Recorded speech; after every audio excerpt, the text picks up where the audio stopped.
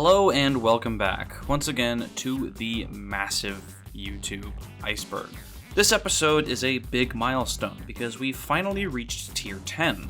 The first double-digit tier means we're very close to the end, as there's only 13 tiers in the entire Iceberg, all of which get shorter towards the end. I've said this before and I'll say it again, but so many people sticking around with this series to the very end means a lot to me, and I'm thankful that everyone can help me make this happen. Anyways, tier 10 is the Destroyer of Worlds tier, which is, not gonna lie to you, a bit of an edgy name, but also probably not inaccurate, I guess. According to the chart, people who fit into this tier either are an expert on the most obscure side of YouTube, or they have no life whatsoever. I think we've finally gotten to the point of the Iceberg where I can only count on one hand the amount of entries I recognize throughout the entire tier, and one of those is King Ass Ripper. For the rest, I'm beginning to question how Potted Plant even found them. Thank you to Bagus of Swaggus, The Mungler, 80 Constant, Hollowed, and Original but Unfunny for being a part of the $7 tier on my Patreon. With all that out of the way, let's get started with tier 10.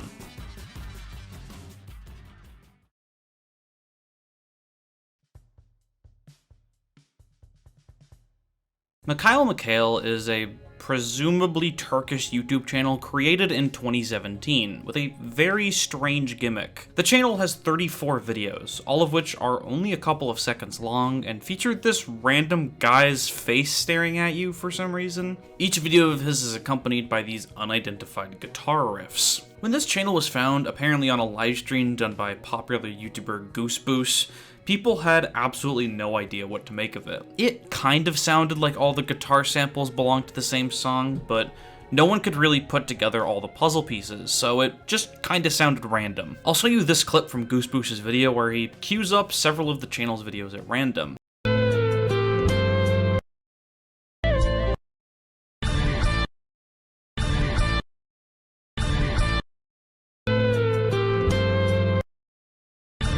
Since no one could identify what the proper order was for these videos, it goes without saying that no one could identify the song either, which makes it all the more stranger when people finally found the video on his channel that contains the full song. In Turkish, the title explains that he uploaded this video in order to find the name of the song. And in the description, he goes further to explain that he did it in order to see if he would get copyright claimed automatically by YouTube bots, which would finally give the copyright system some use. Honestly, pretty solid idea, and I'd imagine it's a pretty common tactic in the Lost Wave community. However, it didn't work, so his idea was to unlist the video and then start uploading random 1 to 3 second clips of the song. That's the part that fucks with me. What the hell did he think that was going to accomplish? I don't know if he realizes this, but you can rarely get copyright claims for only using a few seconds of a song. It's why there are somehow videos on channels like Rate Your Music Charts that are literally just videos containing dozens of copyrighted music samples that don't have any copyright claims, or at least none that appear publicly on the video. And also, why are all the videos just this eerie photograph of him with the background cropped out? Or at least I'm assuming that's a picture of him. It could just be some random guy he doesn't know. Maybe this is just a Marian Morgard Glazgorov kind of thing, where people just believe an unassuming image of some random person is creepy for little reason other than it's attached to something mysterious. But I don't know, the way he is just staring into my soul, coupled with the slightly unsettling music, just rubs me the wrong way. And it's definitely not helping his case in finding the song. Unlisting the full song and only leaving up these weird videos makes people come up with all kinds of explanations. It's an art project, it's an ARG, it's an algorithm tester created by YouTube. None of the explanations people came up with were actually accurate. I'm willing to give him the benefit of the doubt though, and say he had some kind of a plan here, but it clearly didn't work. The song has to this day never been identified. Some people have claimed it's an electric guitar cover of the folk song originating in roughly this section of the world called Sorry Gellin, which I can definitely hear in some ways, and it checks out, what with the dude being Turkish. But we still don't know anything about the specific cover and who made it. That being said, I am still here talking about it 4 years later, so I guess his plan wasn't really in vain. I bet there are tons of lost songs that people ask for that probably never even got noticed due to lack of interest, so it's definitely a decent strategy for sure. It sort of reminds me how the developers of Phalanx for the Super Nintendo put a random old dude with a banjo in their box art in order to grab people's attention for their game that honestly wasn't that interesting. So honestly, Mikhail, I think you got that. WebDriver Uploader Basic is an interesting part of YouTube history. It was a strange YouTube channel that would upload these videos about 15 minutes to an hour apart. These videos consisted of these red and blue rectangles of varying heights and widths, along with random tones in videos that were 10 seconds long. The channel had 83,000 videos and left people quite confused. Now you might be asking yourself, why is this so low? Sure, it's weird, but this was a huge thing back in the day. There were news articles written about it, subreddits made, and Google even publicly acknowledged it as a channel they created to test YouTube uploading services. Why are we talking about it this late into the iceberg? If you're asking yourself these questions, you might be mistaken. See, you're thinking of WebDriver Torso. This channel is WebDriver Uploader Basic, a more obscure channel that is functionally identical to the original WebDriver Torso. Presumably this channel has the same story as WebDriver Torso being created by Google. This one doesn't even have any funny videos. At least WebDriver Torso had the Aqua Teen Hunger Force clip, and at least Better Bandai, the other channel like this, had the courtesy to give us the information that Google gives its interns propeller hats. Moving on. S-Sack is a Japanese YouTuber who joined in 2013, though they've also posted to Nico Nico and Pixiv. They're an animator whose videos mostly consist of Toho fan animations and stuff like that, and they're all in this cutesy art style, but every single one of their videos have this creepy twist to them at the end. Usually the screen turns red and they make a creepy face or something like that. The video Nue is the sidebar image for this tier and features the character Nue from Toho with his creepy ass face and a sped up version of the Crazy Bus theme song. Not much to talk about here, but it's still an interesting channel.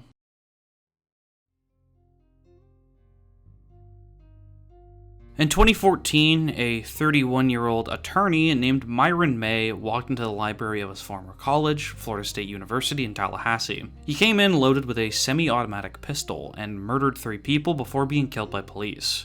After the shooting, people did some research into his personal life, more specifically his postings on social media, in order to discern some kind of a motive. He had a YouTube channel where he had a 3-part series of videos called My Experience as a Targeted Individual. Or at least I think he had a YouTube channel where he posted these. They were found by police on his laptop, and I can't find any mention of him ever having a YouTube channel outside of this Iceberg, though he was a part of a Facebook group called Targeted Individuals International. Anyways, in these videos, he would essentially describe his life. After graduating college, he moved to New Mexico and gained a lucrative career as a high-profile defense attorney. However, he also at some point began to believe he was a targeted individual, or TI.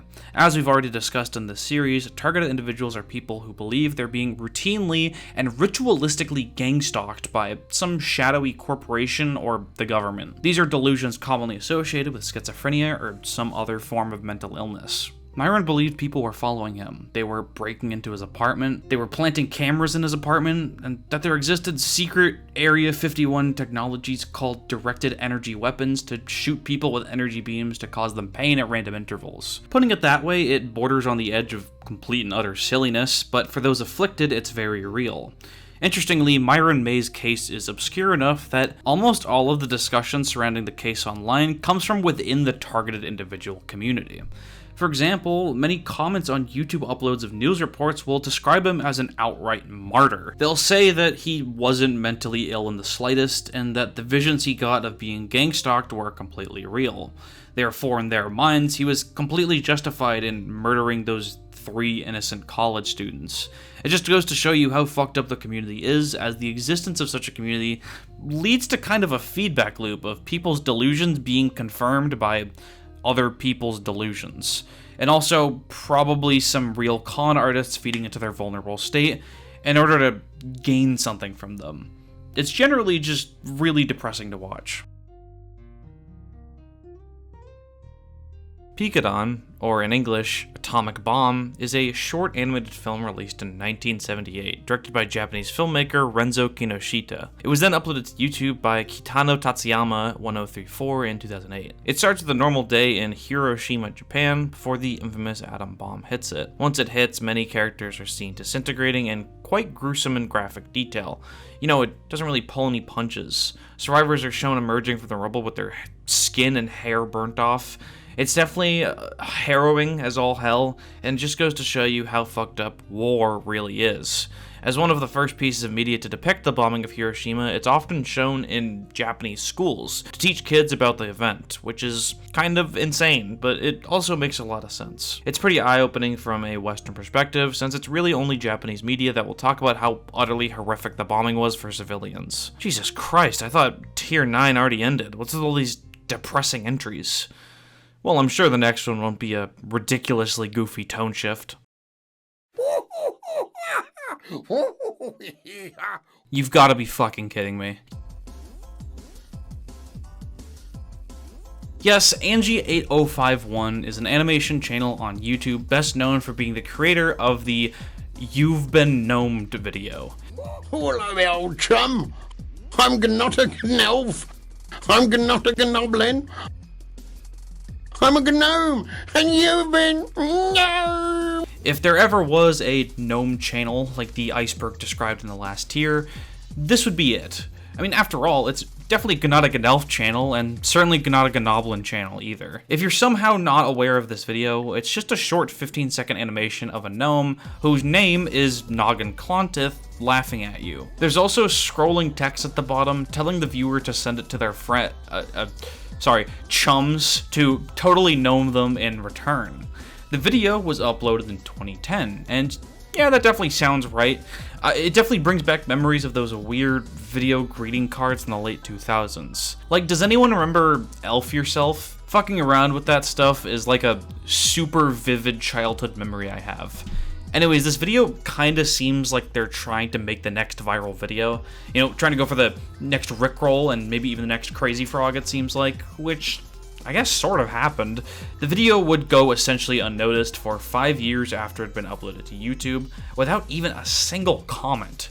Then, Reddit user Rolfie posted it to r/deep into YouTube, which, as I feel I've proven time and time again with this series, is the greatest subreddit to ever grace the internet. After it was posted here, it blew up, becoming arguably one of the most iconic memes of the late 2010s. Like, yeah, definitely a late 2010s meme. The video has an impressive 15 million views, but something I'd like to touch on is the other videos on this channel, which are far less popular.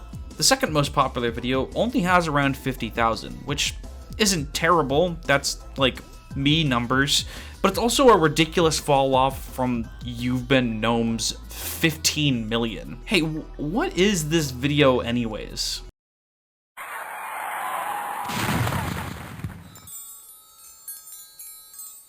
Hello.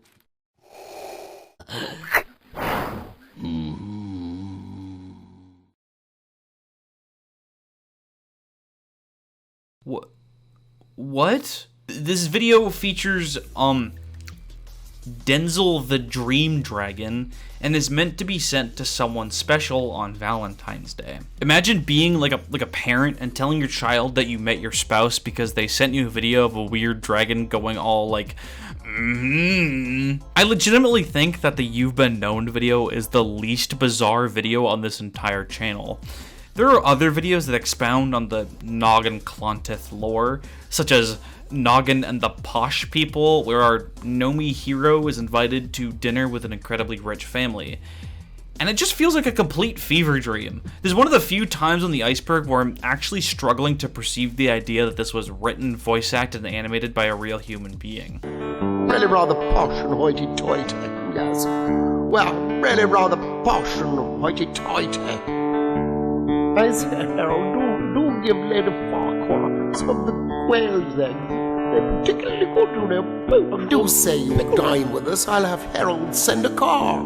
We've loads of lobster thermidor, heaps of caviar. Our cellar is the envy of the county, so I'm told. It'll be very, very posh. and hoity-toity. They're clearly trying to tell a story, presumably about how the very, very posh and hoity-toity people need Noggin the Gnome to go up in the attic and get rid of something going on up there, but I just can't parse it. It feels like it was made by aliens. There's also Grizzbard the Groatmaster. Grizzbard is coming, howling at the moon. It won't be long before you hear the screams. If I hear your heart a-thudding, I'll turn you to black pudding. Which, I mean, yeah, no remarks there. Finally, I'd like to talk about Noggin's Flying Song full version. This video features Noggin the Gnome flying around on his flying machine, and something about this video is just so ethereal.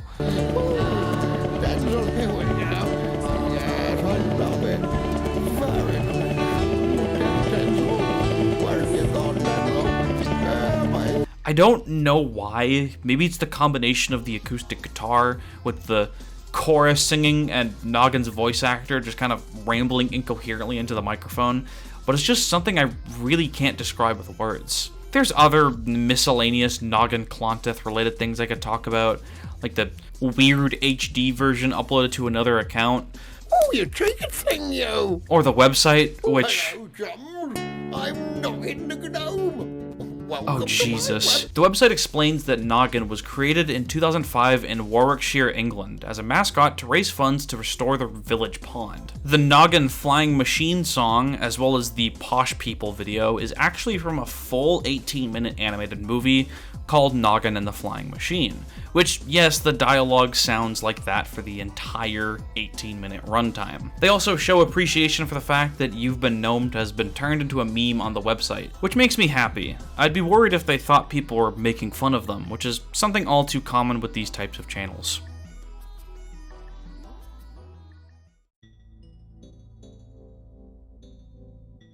Nintendo A Sad Story is, as uploader Cone Juntly describes, Sad Mario. Yeah, in actuality, it's a 3D animation by Graham Young depicting Super Mario as this disheveled, hobbling figure walking up to his master Shigeru Miyamoto, who's playing a round of Wii Sports. He gives him water, to which Miyamoto screams at him for some reason before falling asleep. Then Mario walks upstairs to find Princess Peach, who he needs to rescue obviously, and is stopped by Reggie and Shiggy, the latter of which is dressed in this strange Bowser costume. Big Shig then turns on Reggie and takes him down before saving Mario from the pipe. Apparently the whole message behind this is that Nintendo has lost track of what made their company special in the first place. You know, abandoning their flagship mascot in favor of weird motion-controlled gimmick games and stuff. There's a short amount of time where people generally agreed with this sentiment, or at least a lot of people did. The Nintendo Wii launched without a main series Mario game, and Nintendo's E3 2006 was notoriously bad. However, that specific period of time and the release date of this video do not overlap with each other in the slightest. This video came out in 2011, which by that point we already had like 2 Mario Galaxies, so I don't really know what this video is even attempting to say. Still though, it's kind of funny to see Shiggy turn into a crazy Silent Hill monster. Oh, and there's also a part 2 where it's Link instead of Mario, so yeah, cool. The Kaiser Foundation, formerly known as the Kaiser Archival Foundation, is an analog horror ARG. Yeah, we're still not done with those. This one has a pretty interesting style and actually came back very recently after 5 years of inactivity, but as with a lot of these, there's not much I could really talk about. It's pretty well made, so I can't really hate on it too much, but the lore is really complicated. So I myself am not super interested in going super in-depth with this one. Someone who is interested in going super in-depth on it would be YouTuber IC, who uploaded a video detailing the story, so go check that out if you're interested. Back in the early days of YouTube, a community was quickly forming around Super Mario 64, more specifically centered around making machinimas for the game. There were tons of creators that came out of this community, like SMG4, you know, he made the Pomni show. And yeah, not gonna lie, this shit isn't my area of expertise, but one of the more popular creators of this genre was Starman3, also known as Jacob Ware, who would even be represented in SMG4's own video as this yellow Mario avatar. However, Starman 3 is notoriously not the greatest person ever, which is a fact that would be kind of ignored repeatedly over the years. Back in 2013, or possibly even earlier, a video would be uploaded by Jacob the Badass 867 called The Truth About Starman 3. This video is honestly pretty terrible. It's supposed to call him out on being a shitty person, but is very clearly made by a kid, and they don't really have their priorities straight. They start out the video by calling him names like Gay Man 3, and the first point they bring up is that they kicked people from their Skype group for disagreeing with him. And then they bring up that his videos aren't funny, specifically saying that his videos suck on a Serbian ass chicken wing. It takes about 2.5 minutes into the 7-minute video for the uploader to get to the fact that Starman 3 is creepy around kids. Screenshots are included in the video that show him flirting with a 13-year-old girl, while he himself is 23. Then he brings up how he pirated Wreck-It Ralph, which is also illegal, so clearly it's just as bad. Later into the video, about 4 minutes in, he goes into how Starman 3 took pictures of a child's private parts and forced another child to jerk off on his own face. This is one of the only claims in the video that goes without any sort of evidence, and instead he tells you to go ask them yourselves, referring to the victim, which is fucking insane. This is definitely one of the weirdest call-out posts I've ever seen on any social media platform, and the actual real issues are drowned out by the uploader saying he's kind of mean and won't let him join his Mario 64 machinima. Now, I'm obviously not criticizing this video to defend this Starman guy, but it's for this reason that this video was extremely controversial, with the like to dislike ratio being alarmingly close to 1-to-1, and the comments saying shit like, yeah, he likes kids, but I mean, Jacob told him to kill himself, which is obviously so much worse. Thanks to this call-out post being pretty bad, it would seem that Starman kind of got away with it, even though he got kicked off of SMG4. It wouldn't be until around 2020, which is like the year that every weirdo got exposed, apparently, that Starman would have serious accusations. Several twitlongers would be made about the guy and his long history of racism and inappropriate sexual behavior, with victims being as young as 12 years old. He would sexually roleplay with them and ask them for nude photos, and guilt trip them if they say no, threatening to kick them out of the server. He would even try to coax minors into indulging in his bestiality and vor fetishes. Today, he no longer posts on YouTube, though his channel is still up, and he's actually still very active on DeviantArt. It just kind of goes to show you that most communities have to deal with people like this, no matter how small. I don't know anyone who has had online friend groups without at least one of them turning out to be a predator. Ash Robinson was an obscure vlogger who allegedly went missing. She would mainly film herself exploring abandoned places, record commentary over the footage, and then upload the product to YouTube. Her content was quite similar to Kenny Veach, aka Snakebit McGee, another YouTuber who went missing under similar circumstances. In 2015, she would upload a video to YouTube called One of the Weirdest Places I've Been To. In this video, she explores an abandoned house near the Salton Sea in California, which is like Nicholas Sonderegger, another YouTuber on this Iceberg who went missing. Weird, right? Anyways, she went to this remote place in California, which is known for being pretty damn sketchy, and after she went there, she stopped uploading for a bit, only coming back to upload 2 alarming videos, one where she's in a van and another where she's tied up. Her channel's name would change to 004113623, and then, yeah, that's basically it. All archive of this channel's videos no longer exist, and the case would fade into complete obscurity until 2021, when a video documenting the situation would be uploaded to YouTube by the Tekkit Realm.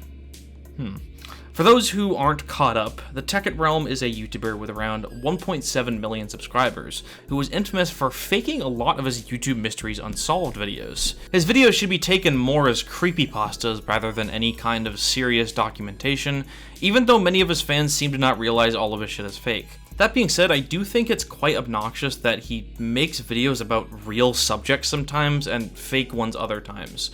So just because he covered the Ash Robinson case doesn't mean it didn't happen. What does mean it didn't happen though is that there's no mention of this case online before August 2021, which is when the video was uploaded. It's also not even a very original story, as he kind of just took what happened to Kenny Veach and what happened to Nicholas Sonderegger and just like Frankensteined their stories together. I don't get it. Why not just cover both of these people separately? It would not only be a lot more respectful, but you'd get more ad revenue because it could be 2 separate videos. Is he stupid? He seems to do this a lot, actually, like how in October 2021, he covered the story of the Hell's Gate cult on YouTube, which is very obviously a reference to the Heaven's Gate cult. Oh well. Today he doesn't even make YouTube mystery videos and just makes these Mr. Beast kind of videos. Oh, how times have changed. Trumorz is an obscure German YouTube channel that was created back in 2008. They're most well known for their video Phenomenram, which is Latin for rare phenomenon. This is a weird, somewhat creepy student film that doesn't really have any major backstory. It's only popular because someone found it with double-digit views and sent it into Nexpo, and he covered it in one of his disturbing things from around the web series.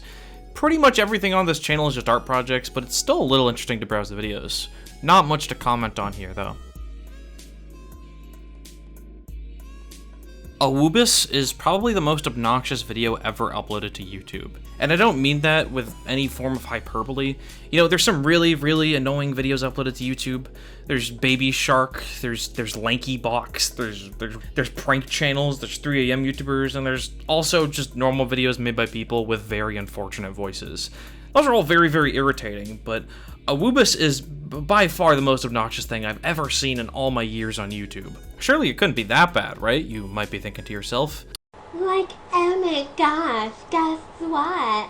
Today we get to learn about a Wubis sauce. Oh my gosh, how scandalous. Scandalous! Mom, the word Wubis, it's so scandalous. I'm gonna say it every. I love the word Wubis so much. I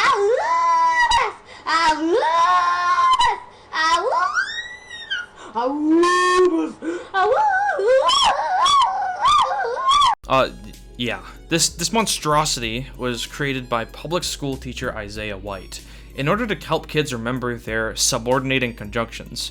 You know, after, although, as, when, while, until, because, before, if, since. It forms the acronym Wubis. I don't know what her goal was when she made the video like this.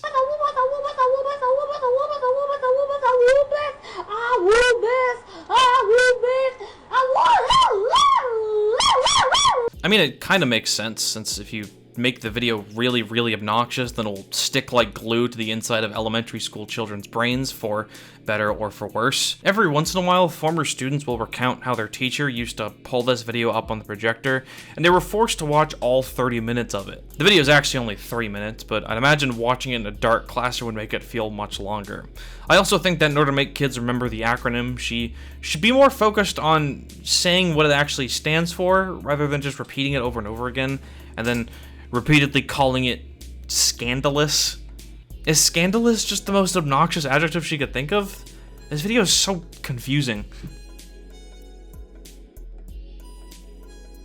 This is only a test as a video uploaded by Raider Dog in 2012, and is another one of those creepy, cursed videos that show up every once in a while. It's got the hallmarks of one of them: grainy black and white footage, slowed down children's music, tornado sirens, and this one even has footage from Begotten, which is like probably the 3rd or 4th video in this series to include that, including the entry that was literally just a re-upload of Begotten. Not much unique to this one, so moving on. Woman Has 3 Demons in Her Stomach is a video uploaded in 2013 by Josh Young. The video focuses around a woman with a big belly that's moving around erratically, appearing to depict demons in her stomach. The voiceover talks how they've tried to get priests and extras to expel the demons, but to no avail. Then finally they put up the mic to her stomach for some reason, and the demons start talking, and they have this to say. El supuesto enfrentamiento es feroz. Los demonios se resisten a salir. Ay. ¿Qué pasó? ¿Por qué no se fueron?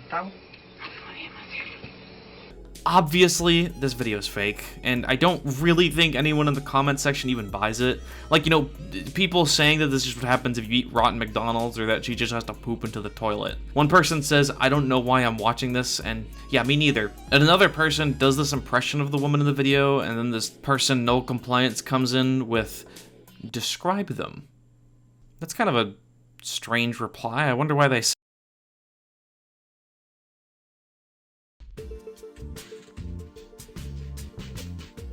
Cassie is Watching was a short-lived ARG that was active all the way back in 2006. The channel only posted around 5 videos before vanishing completely, 1 or 2 of which being in Second Life, I guess. What's interesting about this channel is its connection to Lonely Girl 15, the long since ended ARG that was probably the first one on YouTube. The first 2 videos on the channel are shot in locations that were featured in Lonely Girl 15 that were supposed to be secret locations that only the production staff knew about. Granted, these locations were in the vicinity of one of the largest cities on the planet, but still. The Lonely Girl 15 production staff, however, said that they had nothing to do with the Cassie is Watching channel whatsoever.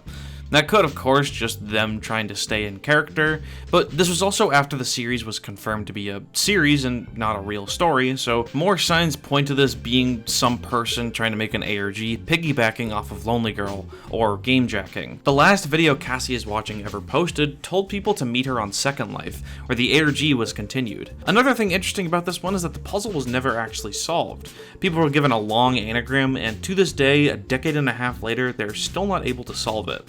Apparently, the small community surrounding the project still meets up on Second Life every once in a while to discuss the mystery. I admire their tenacity. Man Relates His Out-of-Body Experience is a video uploaded in 2016 that's actually a re-upload of a video called OOBE Out-of-Body Experience, uploaded by JSandler48 in 2007. It features him recounting his, well, out-of-body experience that he had as a result of almost dying from a heart attack. And you know, you'd expect that to be a pretty disturbing video, judging from that premise, right? Well, this video does not have the tone you'd expect from the subject matter. You know, the way he puts it, dying kind of sounds awesome. Tell me what happened to you. One day I had a heart attack. Were you dead now turning blue? Yes, I was, but they brought me back. What happened while you were dead? I left my body and floated free. Were you lying on a bed? Yes, I was gazing down at me. It's an awesome feeling of inner peace and happiness, a euphoric feeling. Such joy I feel inside. Damn, I don't have a whole lot to say about this video, but it just generally kind of rules. Man, I wonder what other songs he has on his channel. I like beans, mash them into a paste. I like beans, I smear it on my face. Yeah, maybe you should just stick to almost dying. Skipper's Bin is a creepypasta about YouTube written around 2012 that can be found on the Creepypasta Wiki. The story starts with a brief history lesson on the creation of YouTube, you know, former PayPal employees, me at the zoo is the first video, yada yada yada, and then they talk about the more obscure sides of YouTube. Enter a user called Dennis100, who apparently uploaded one of the first YouTube videos called Talking Turkey. It's a home video of a normal Thanksgiving dinner, except all of the audio in the recording is replaced with a man loudly screaming in an attempt to appear as though the turkey is screaming in pain as the family eats it. There's also a watermark of skippersbin.com in the corner of the image, which is a domain that doesn't exist, even within the confines of the story. Another video is uploaded to the Dennis100 YouTube channel called Talking Tuckery Behind the Scenes, which is filmed behind the camera that filmed the original video, featuring 2 new people, one with a gorilla mask and the other with a Dracula mask. Then for some reason they throw a bottle at the father and then the rest of the family starts gagging and then the video ends. A third video is uploaded called Everybody's a Critic, where a bruised middle-aged man dances on broken glass while being pelted with bottles, and then a third man with a paper bag over his head begins to berate him. A fourth video is then uploaded called Having Too Much Fun, where the gorilla-masked guy is ramming a crying wheelchair-bound teenager into a wall repeatedly, and it's implied the dude with the Dracula mask is sexually assaulting a woman off-screen.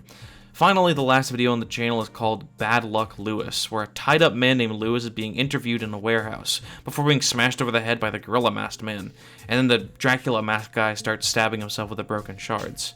and all traces of the channel's content have been deleted off the face of the internet. It's a pretty cliche and edgy story, all things considered, even though I do like the setting, I guess you could call it. I don't know why the Dracula guy starts stabbing himself at the end, though. Whatever.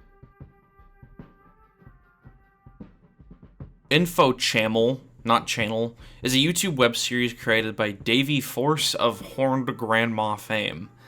Yeah, didn't think that one would come back, did you? Info Channel is supposed to be a parody of infomercials and television channels with a lot of surrealist humor. It feels very similar to Tim and Eric, which makes a whole lot of sense when you find out that Davey Force used to work on the show. There's not really a whole lot to touch on beyond that. It has somewhat of a cult following, and it's been frequently uploading for the past 12 years, but that's about it.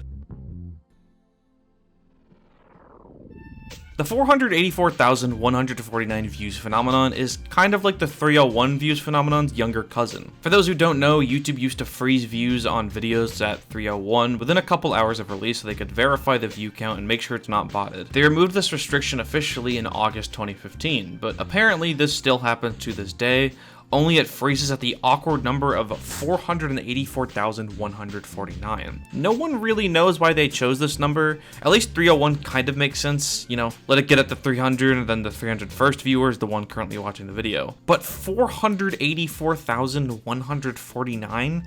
My best guess is that it's to make it seem unassuming. No one really talks about this phenomenon because it's a lot more likely that a popular YouTuber will get a little under 500,000 views in the first couple hours compared to 301. The only places I could even find people talking about this are Quora and the Googology wiki. I myself have never even noticed or heard of the phenomenon until researching for this video.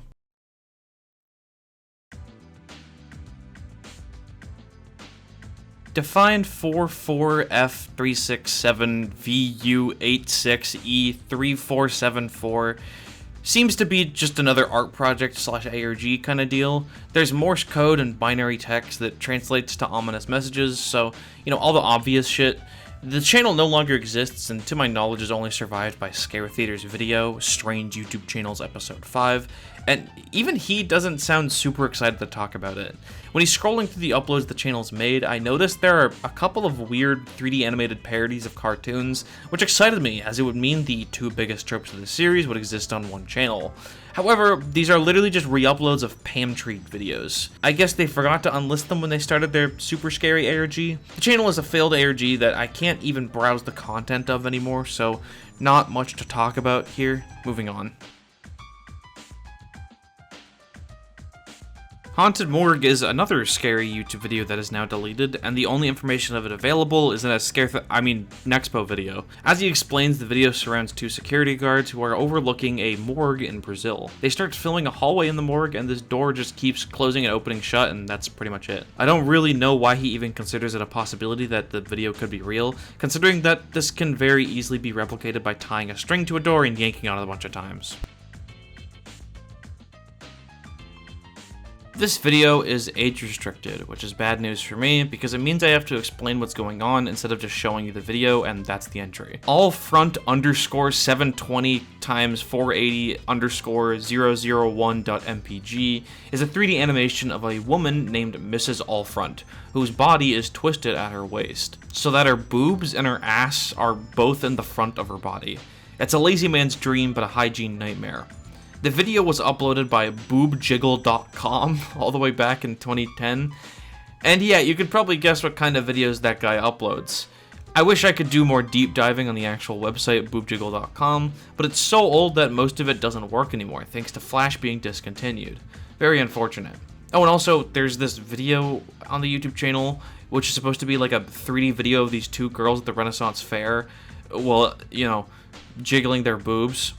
I noticed, though, that in the comment section, there are allusions to these girls being underage.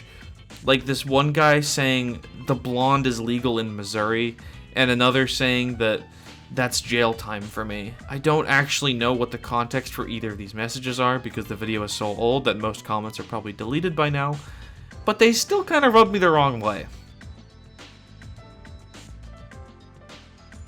The Comical Canadian was a spam bot that somehow had over 100,000 subscribers who would comment on videos by low subscriber channels.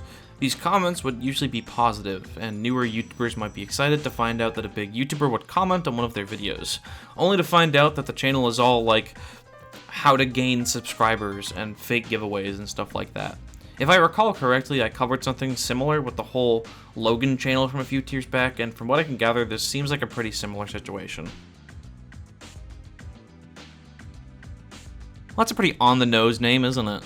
In 2007, a YouTube channel was created called the Dead Kids Foundation, although according to this fandom wiki, which, grain of salt, but the channel was actually originally called I Need to Like You. Whatever the case, this channel posts weird, creepy videos, and it yet again feels like another ARG or art project.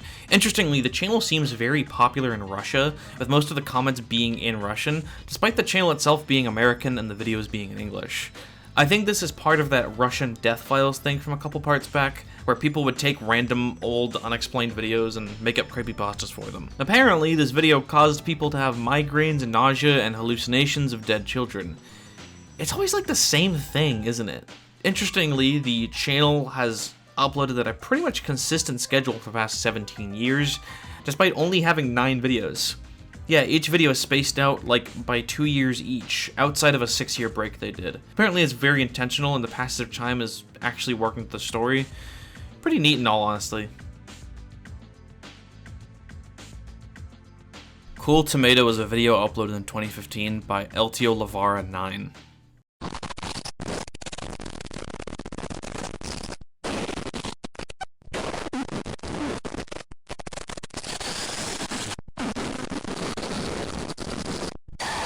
Thank you, Potted Plant. Very cool. Kochen mit Willi was, and I suppose still is, a German language cooking channel, whose videos were pretty ordinary. On the channel, you would watch videos on how to make Kartoffelauflauf and Tortilla chips Überbacken, both standard German meals. However, on September 24th, 2019, they posted a very strange 26-minute video in English that's unfortunately long since been deleted by now, with no archive, where they warn about an upcoming false flag attack on Seattle, Washington, that they predict will happen around a month and a half later on November 3rd, 2019. By false flag attack, he means that there will be an attack that will kill thousands of people in the city. A similar death toll to the one that happened in New York 23 years ago that YouTube apparently doesn't like me talking about. However, this attack would be staged, similar to, again, the big one that happened in 2001. Yeah, this person is fully in the inside job camp, despite the fact that they're not even American. Like, I guess you don't have to be American to make conspiracy theories about America, but I feel like there's enough to work with in Germany as is. Now, this attack will be staged by who, you might ask? Well, the same people who staged the New York attack, of course. Them. Keeping it real vague. In Germany, they call this Illuminaten, but, I think it's fairly obvious what group of people they're trying to pin this non-existent terrorist attack on. Now, what sources does this video cite that would lead them to this theory? Well, they say that the media will hint at an attack happening in Seattle, just like they supposedly did with the 2001 New York attack. Like, for example, a random episode of Wheel of Fortune that aired on November 15th, 2019, had images of Seattle as its backdrop, followed by an explosion effect as a transition. There's also, of course, the famous Seattle Seahawks Stadium, which has some abstract plaques that appear to depict an atomic bomb being dropped on the city, or maybe the Rapture. Yeah, or that's just fucking clouds. There's also, of course, The Simpsons apparently predicting it, which, as with many other things that The Simpsons apparently predicted, is a massive stretch. Apparently, there's an episode in one of the good seasons where Sideshow Bob threatens to blow up Springfield, unless the government complies with his demands to abolish television. Now, the connection to Seattle is non-existent in this episode. The city isn't even mentioned once in the episode's 22-minute runtime, and I still don't understand where they got the date from either, considering this episode aired 24 years before the predicted date. And it's not just The Simpsons either. Apparently they detected messages in South Park, Pokemon, Christopher Nolan Batman movies, and even Alf. Apparently, for a little background on this Willi guy that we used to be kochen mit, he quit his job to do this, like watching cartoons and trying to predict disasters based on them, full time. I mean, I'm a YouTuber, I suppose I'm not much better. So how does this story end? Well, the attack that this guy made up in his head didn't happen, obviously, and he kind of just kept uploading after that, with his later videos seeming to focus on COVID-19 and LGBT conspiracy theories. And his channel is still up, along with some of the videos. I feel like the only reason the Seattle videos were taken down was because he was embarrassed that his predictions never came true. Like, I'm picturing refreshing the Seattle news over and over again that morning, praying that 3,000 people will randomly die from an atomic bomb. And then his optimism slowly fading as he realizes he was wrong. It's a really funny image in my head.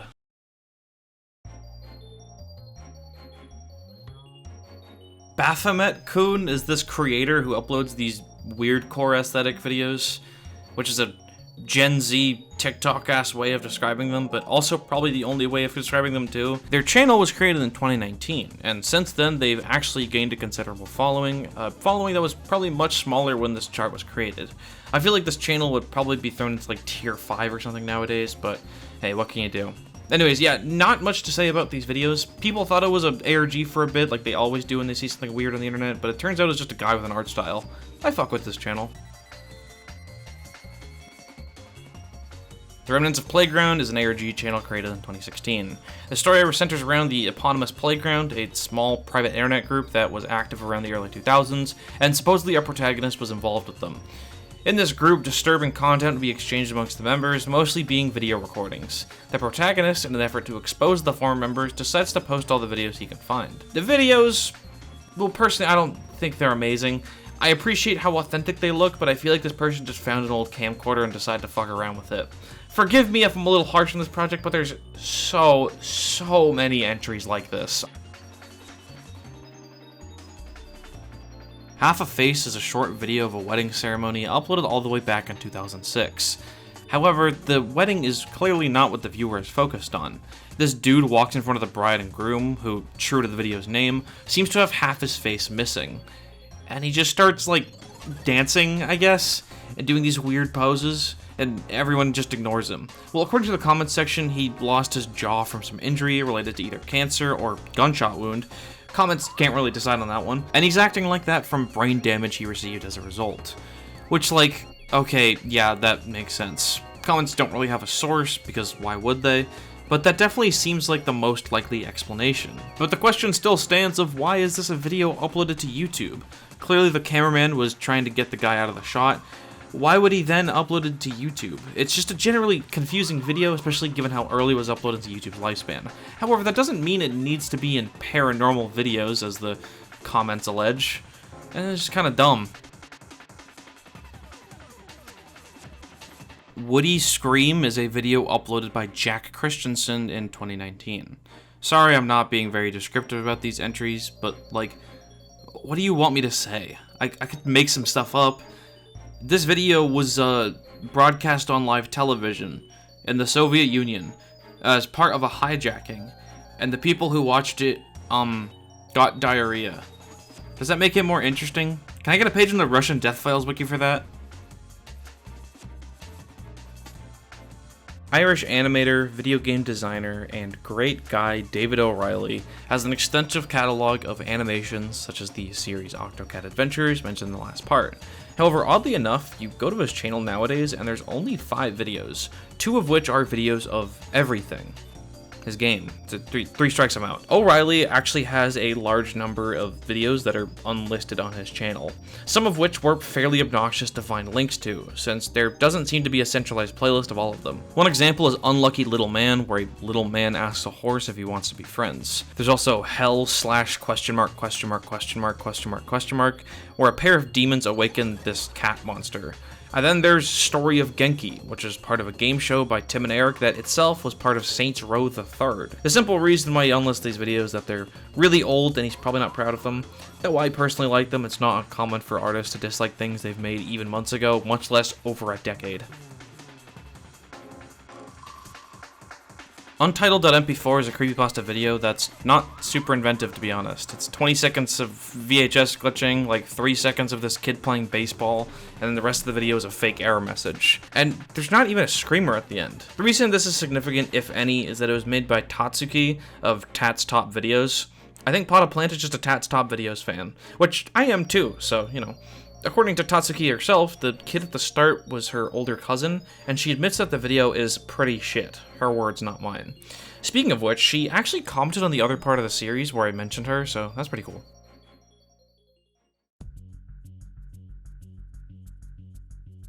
Around 2012, a video was uploaded to YouTube, apparently leaked against the permission of those featured. It comes from Koistan, a rather remote region of northern Pakistan, and features 4 women and 1 man dancing and singing along together. At first glance, this video seems fairly innocent, the only truly offensive thing being the video quality. However, an important thing to note is that Koistan is a very hyper-conservative place. Conservative by Pakistani standards, I might add. Since this region is remote and rural, laws are not enforced by the main Pakistani government or police. Instead, each tribe has their own jirga, or council of leaders, that have their own set of rules in place. And many rules are being broken in this video of men and women dancing and singing. For one, the women were all from different tribes, and interacting with members of other tribes is strictly forbidden. Not to mention, these men and women were unmarried, and yet they were in the same room as each other. Plus, women aren't even allowed to leave their house in this region. So yeah, they were breaking a lot of rules by existing in the same space as each other and being happy. Dishonor had been brought to the participants' families, and thus they decided that they had to be put to death. The video was allegedly filmed in 2010, however wouldn't become public knowledge until May 2012. In June 2012, the case would reach international attention when Afzal Koistani, the elder brother of the man in the video, accused the tribe jirga of murdering the girls and asked the Supreme Court of Pakistan for justice to be brought. Government officials were sent to the small village, and there they found the girls alive, so the case was dismissed. However, Afzal asserted that the women shown to the officials had been imposters and that the real girls have long since been dead. He asked for the girls to show up in court and was denied. Meanwhile, in the village, 3 of Afzal's brothers had been murdered and his home firebombed. Finally, he himself was murdered in 2019. And then after all of that, 3 men were convicted on life sentences for murdering the 3 girls in the video. Yeah, that's a lot to take in, especially for such an innocuous video. It just goes to show the struggle many people in certain parts of the world face to gain basic rights like being able to go outside and hang out with friends. Big Money T is a now deleted YouTube channel run by 48-year-old Texas native Trent Pascal. While there's not a whole lot of information out there about what kind of videos he would normally upload to his channel, we do know about his previous channel, which was just Trent Pascal 1681, which seems to feature cute baby videos from your average dad. That being said, one video in particular, his final video on the Big Money T channel, uploaded in 2020, stuck out for fairly obvious reasons. In this video, which seems to be addressed to his daughter Mackenzie Pascal, he apologizes to her, saying that he didn't want to do this, but her mother forced his hand. Apparently Trent's wife had cheated on him, and in response he had to do something. Many saw this video and their first assumption was obviously that they filed for divorce, which makes this pretty sad and maybe a bit uncomfortable to watch as a random viewer, because I don't need to see this, man. This is something that should be kept private. And yeah, he probably should have kept this video private. As it would turn out, what he would actually do was much, much worse. Before he filmed and uploaded this video, he would approach his wife, Savannah Pascal, with a loaded handgun and murder her. That key detail obviously makes this video a lot worse, since he's clearly trying to paint himself as the victim in this situation, and even pretends to cry, though no tears actually come out. After this video's upload, an investigation was launched into Trent Pascal, who just admitted to murder with his full name on the largest video sharing platform on the planet. As you might imagine, it took less than 24 hours for the man to be cornered by police in a Walmart. They opened fire on him after he threatened to use the same handgun he killed his wife with on them. However, he would survive the altercation and be placed behind bars. Strangely though, the Texas court would allow him to be bailed out of prison on $250,000 bond, provided he wears an ankle monitor and shows up to court hearings. Shortly after he was returned to his home, he sawed his ankle bracelet off his leg and fled his home. He was on the run for months before eventually being identified in an RV park in Florida. When the police walked up to his window, they heard a gunshot. He had taken his own life. In my mind, Trent Pascal will forever go down as one of the most evil people to ever hold a YouTube channel. Jimmy Maximum is an obscure YouTube channel created in 2016. This channel has over 30,000 videos, and a lot of them are this strange net art kind of stuff, amalgamating several videos into one. I would have a bit more to say about this channel, as I actually do fuck with these videos quite a bit, but it's nothing we haven't seen on the Iceberg so far. Global Worldwide, an entry back in Tier 6, has videos exactly like this, and came a bit before. Global Worldwide was revealed to be an art project by a web designer named Luis Corral, who scraped a bunch of random YouTube videos and mass-produced these videos with some kind of a script. I can only assume that Jimmy Maximum, with its incredibly similar style, is either Luis Corral himself or someone using his script. For some reason though, Jimmy Maximum uses Temple OS footage, like, a lot. I have no explanation why.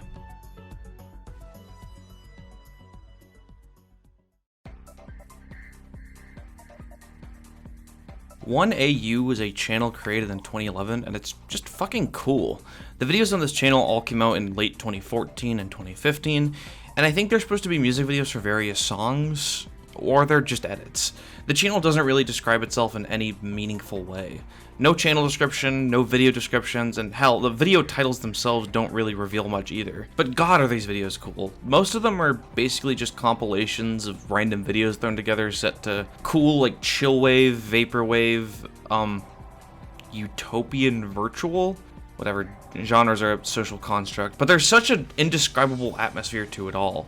It's not exactly vaporwave, and it's not exactly the ever so popular Y2K aesthetic either, but it feels like something entirely unique. Explaining it here couldn't possibly do it justice. I fully recommend you go look up this channel for yourself and just look at the pretty videos. Pac-Man SpiderMan videos. You know, you'll probably be shocked to hear this, but I need to give a bit of additional context to this one before I delve into it further. So, there's this channel on YouTube called Antonio Palmucci. This dude is an animator who has been on YouTube since 2012, with his first video, Pac-Man 3D, being uploaded in March of that year. This guy's videos are pretty weird, actually. Most of them are titled something like Pac-Man versus a certain character. Like there's Pac-Man versus Super Mario, Pac-Man versus Minions, Pac-Man versus Sonic, and so on and so forth. They all have this unique design for Pac-Man. I get that there's not much to go off of from the original arcade game, but I think the decision to give him angry eyes and sharp teeth is not exactly what I think of when I think Pac-Man, but I mean, it's definitely inspired. Characters in this series will be placed in this maze, the same maze that seems to be made out of default textures. They'll usually have a model that's just slightly off, and they'll always be running around in this default running animation. And whenever Pac-Man is on screen, there's this weird remix that plays that's just like all build up.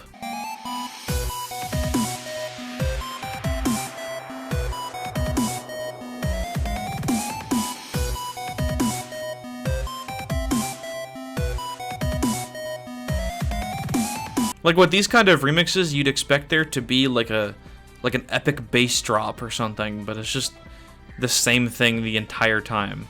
I don't really know how to describe why I find these videos so funny.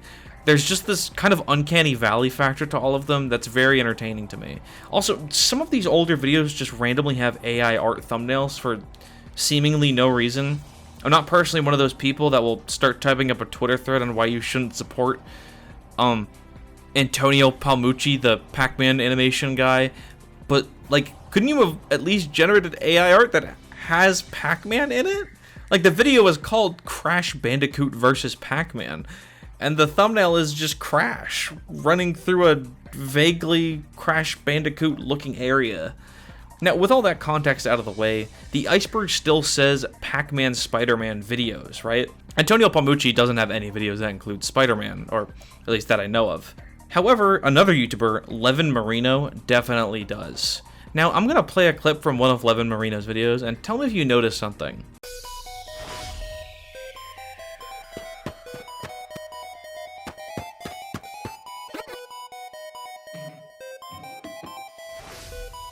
You might notice that this is literally just an Antonio Palmucci video, but his iconic and unique Pac-Man design was made into Spider-Man for some reason.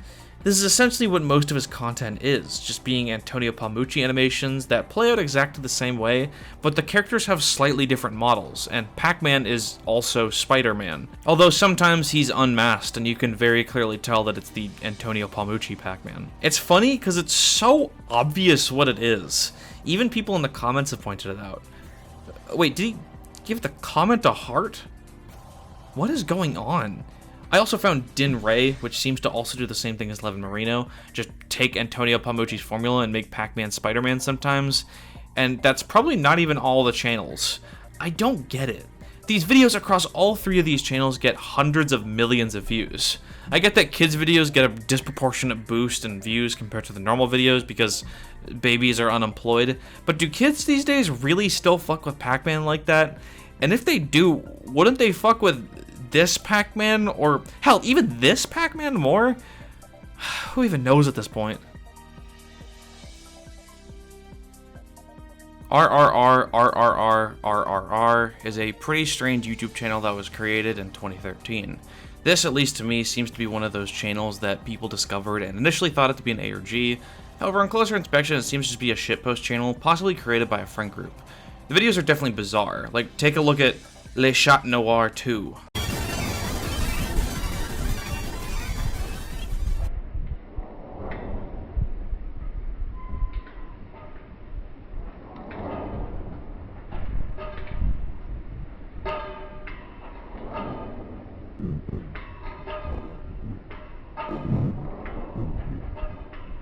It's pretty fire, but also definitely a shitpost. 321 is a video uploaded by Magiczny Świat Ani. The channel seems to be a Polish ARG surrounding a missing person character named Anna Slowinska. However, since this Iceberg only mentions the video and not the channel, that means I don't have to do any more research into this ARG. And yeah, this video is pretty creepy. At least there's no jump scare at the end, which I totally expected was going to happen.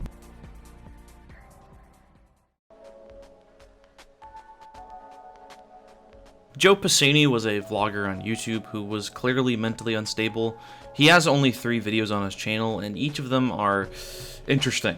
In the first one, Sarah Bareilles, Joe Pisani, FBI ordered hit on me, he explains how he's obsessed with the singer Sarah Bareilles and considers her his twin flame soulmate. He then goes on to explain that the CIA wants him dead and that he was locked up in prison under false pretenses, serving 2 life sentences in an insane asylum. This clearly did not happen. In reality, Joe Pisani had received a non-threatening voicemail from a detective regarding an incident in LA Fitness, where 2 men, one of which possibly being Joe, got into a verbal or even physical altercation. Again, not a super threatening voicemail, just kinda wanted to talk to him, right?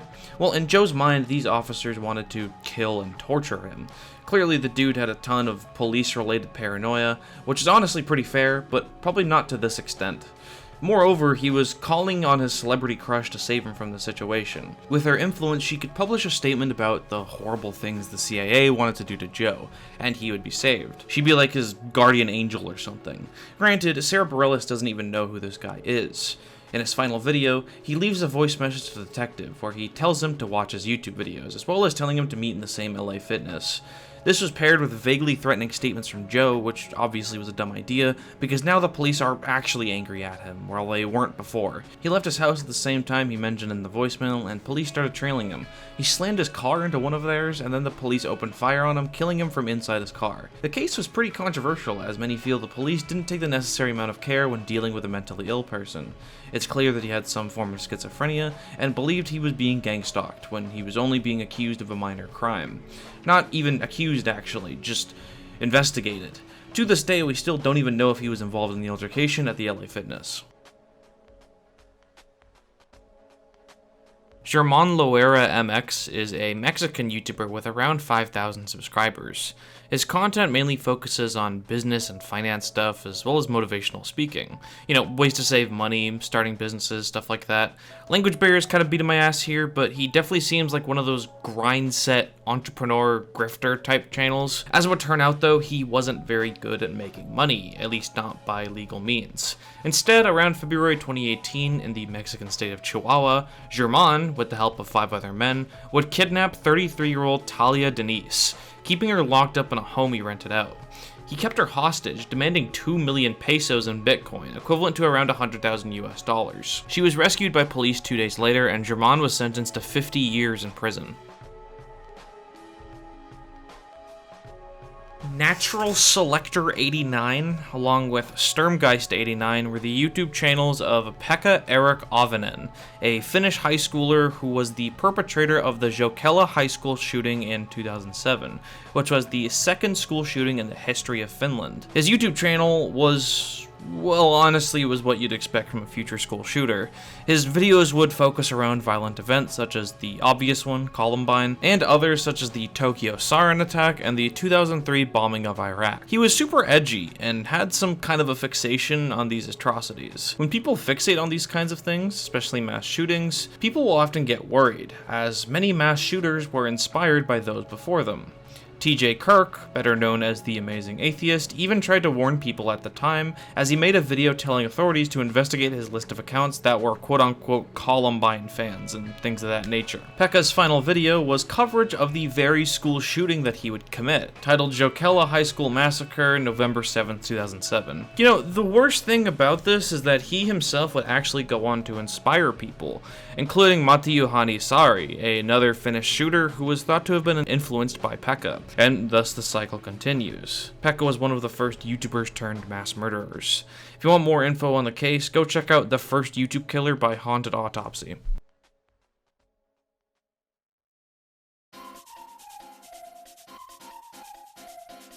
Mike National is a YouTuber with over 100 videos and has been on the platform since 2013. However, easily his most popular videos are his vlogs in Dudleytown, an abandoned settlement in northwestern Connecticut that hasn't been inhabited since America was still under British rule. A local rumor states that Dudleytown is haunted thanks to a curse put on by the Dudley family, the founding residents of the quote-unquote town. The curse was apparently responsible for crop failures, mental illness, and violent deaths that plagued the town, eventually wiping out all of its residents. The real story is that the area just kind of sucks for building a town since it's so far away from drinking water, so people just left. The rumor has since been spread following the advent of the internet, to the point where it's now one of the most iconic, haunted locations in all of New England. In an interview, Hollywood actor and Ghostbuster Dan Aykroyd even claimed Dudleytown, Massachusetts to be the most haunted place on Earth.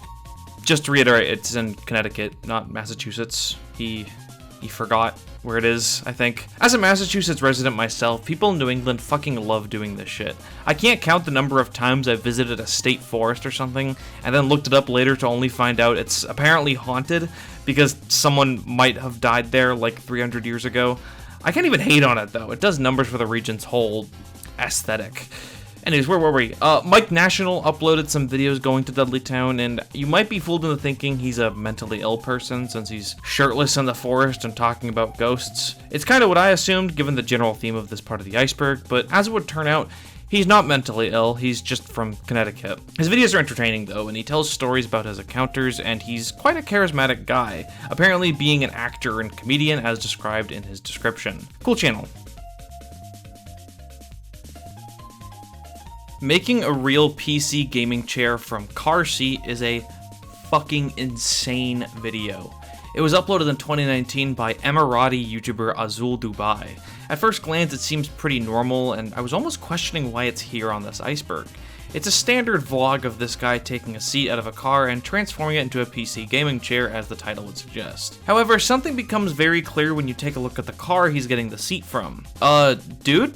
He says he got this car by taking it apart manually, but one look at it tells you that's so clearly not the case. The front of the car is completely gone, and the windshield is cracked and littered with bullet holes. It seems pretty clear that this car was taken from some violent shootout and crash. He shows the seat on video before he cleans it, and I don't think that's dirt. I think that seat is stained with dried up blood. Not only is that a ridiculously disturbing thought, since someone fucking died on this seat and they're making a stupid gamer chair out of it, but it's also really gross and probably a biohazard.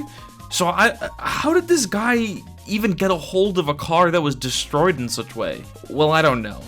I'm gonna go out on a limb and assume that he just found it like this in a junkyard, given that he seems pretty nonchalant about it. I'm shocked at the implication that police just dumped the car in a junkyard after cleaning up the crime scene. Well, cleaned up is a strong word, but I also have zero idea on how Dubai and Emirati law relates to that kind of thing. Still though, could he not have found a better car to do this with? Like, were there literally no other cars in the junkyard? I know Dubai's got a bunch of cars, it's what they're known for, it can't be too hard. I don't get Scalar 300. This channel is another German one, and I think it's like a vlogging channel of some kind. Again, language barriers kind of beating my ass, but most of their videos, they're showing off these stuffed animals. Like in this one, these two are narrating their adventures in this garden. It seems pretty normal, made for kids probably. Another video, they're showing off these little rabbit figurines in their garden. To be honest, whatever this is, I think this is the closest we're gonna get to one of those gnome channels I was talking about. Well, besides Noggin, of course. See, look, this one even has garden gnomes. Or, are these even gnomes? More like elves, aren't they? Or like Santas. They have a lot more videos about various forest and garden features, and there's even Homer Simpson. The channel seems to be run by a family, judging from this child that shows up in some of these videos. The more recent videos are a bit more weird though. There's slideshows of random photos they've taken, usually including this Donald Duck plush alongside word art captions. The audio is always some random EDM song, accompanied with audio of people giving public speeches in German. Sometimes it's even audio of the most infamous German speech giver.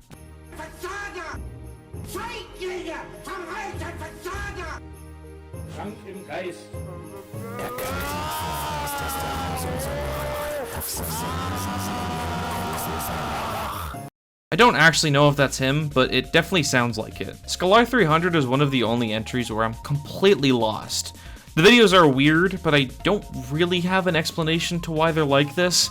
I don't even know where Potted Plant found this to begin with, as I can't find any Reddit threads on it or anything. Upon closer inspection though, as in asking my German friend what they think of it, it seems what they're saying in these videos is that they don't like religion and Christianity.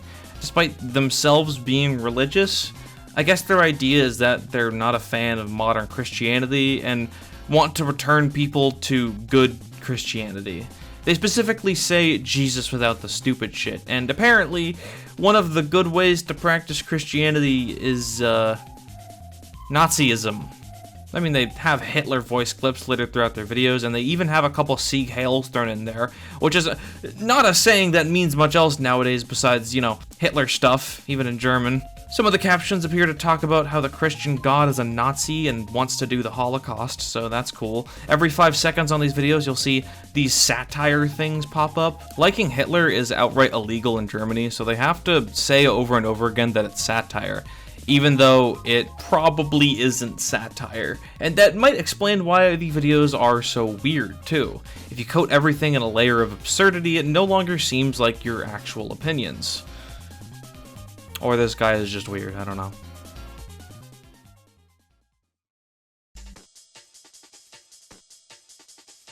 Oh, Jesus.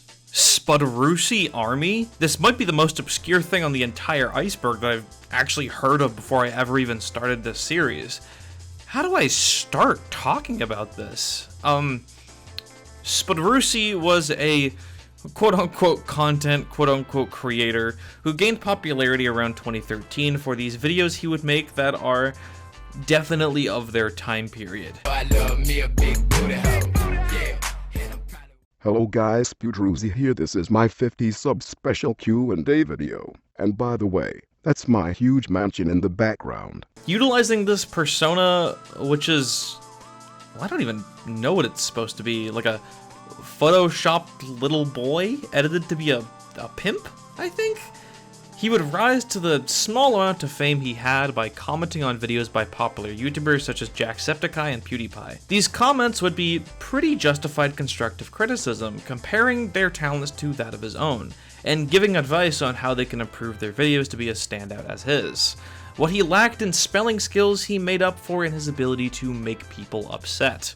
He would make entire videos disparaging popular YouTubers, and while nowadays it's very easy to tell if these videos are jokes, it clearly wasn't easy for people a decade ago. Jesus Christ, these videos are a decade old. However, there were still a lot of people who recognized these videos as ironic. Spudarusi maintained a small but loyal fanbase known as the Spudarusi Army. Army intentionally spelled with an IE instead of a Y. Misspelling things intentionally was just the funny thing to do back then. This whole SpiderMan Army thing turned into a handful of channels that would do the same bit as the man himself. Some of their videos would just be making fun of popular YouTubers and their fans. Pooper fart and welcome to Pooper fart and welcome to How Stupid is Skydos Minecraft. 1. Very stupid. 2. Very stupid. 3. The stupidest. If you guessed 1, you're obviously an idiot, because it was all of the above. Better luck next time and never play again.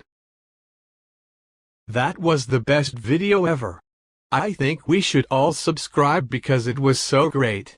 I love this guy and I agree that Skydos Minecraft and Captain Fartles does suck and you can't spell butter without but. Thank you so much, Beef Jerky. I am the creator of YouTube. Thank you so much for making videos on our website. I will now give you YouTube monies. Thank you so much. I love you. While some would be more out there.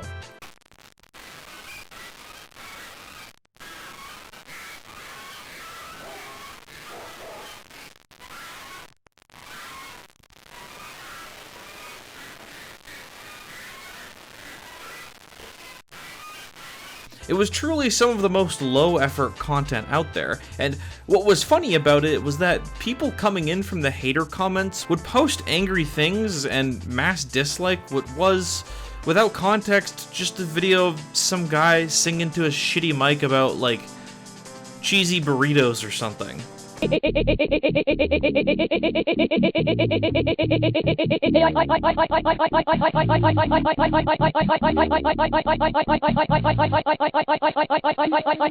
you liking son? Dog, dog, dog, dog, dog. Woof, woof, woof, woof, woof, woof, woof, woof, woof, cheese burrito, cheese burrito. The SpiderMan Army wiki, which only exists in code form as it was taken down years ago, classifies it as a trolling organization that would parody not only popular YouTubers, but also mid-2010s internet culture as a whole. You know, YOLO swag, obey clothing, 420 blaze it, and related topics. Now, something you might be wondering right now is why I give as much of a shit about this community as I do.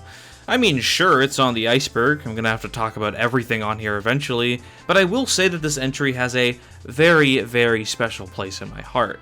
Under normal circumstances, I wouldn't be ending off the video with a more obscure, slightly funnier, and far less antagonistic version of the YouTube troll police. The real reason is that this community, this subculture, this organization, whatever you want to call it, was actually something I myself was a part of, if you can believe it.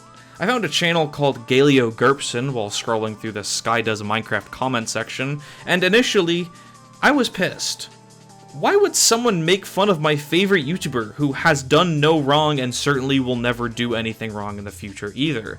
And why are all their videos so poorly made?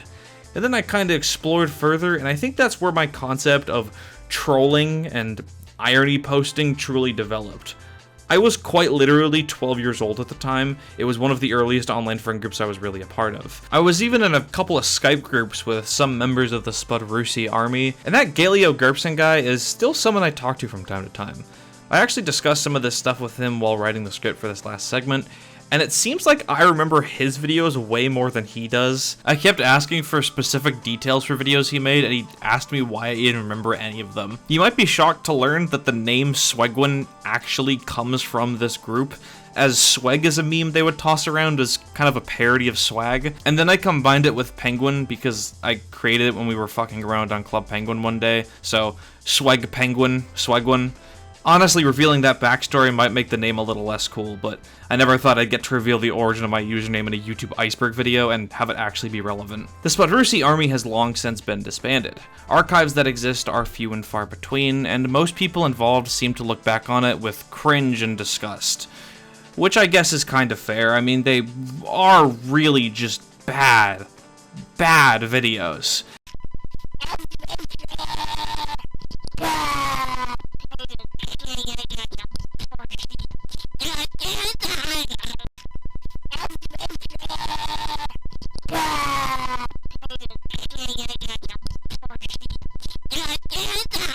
Intentionally so, but still. I could be wrong about this, but no one involved had to have been over the age of, like, 17, and that's being very generous. Even the SpiderMan Army fandom wiki now only exists in the form of this long XML file with no style or formatting. I'm kind of surprised it existed in the first place, especially since the last time it was updated was, shockingly, 2020, far after the whole friend group fell apart. I guess someone just was really bored in quarantine, and, you know, judging from how this is written, I can tell exactly who it was. I'm not going to say their name, obviously, but it's a friend I lost contact with a long time ago. I don't actually know where they are now or what they're doing, but I can only hope that they're alright after all this time. Who knows, maybe this series will randomly pop into their feed one day and they'll remember the name Swegwin. Hey, I wonder how many times... Oh. Yeah, that's fair. If this person is, by some stroke of luck, watching this very video, hi. Please message me on Twitter or something. I'd love to catch up. So, yeah, that's the SpiderMan Army. Honestly, I think this goes to show you that whenever you see something really weird like this on the internet, you always have to consider the option that it could just be a bunch of Discord or Skype friends fucking around. It's always more likely than you would think.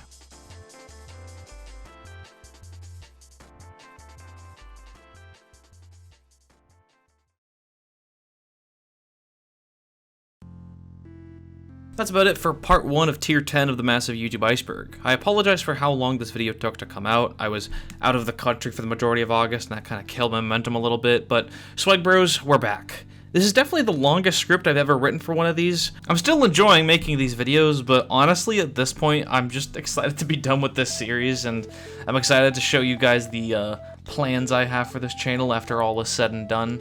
Thank you to my Ko-fi supporters, you guys are awesome, and thank you to everyone else for watching. I'll see you all next time when we finish up tier 10.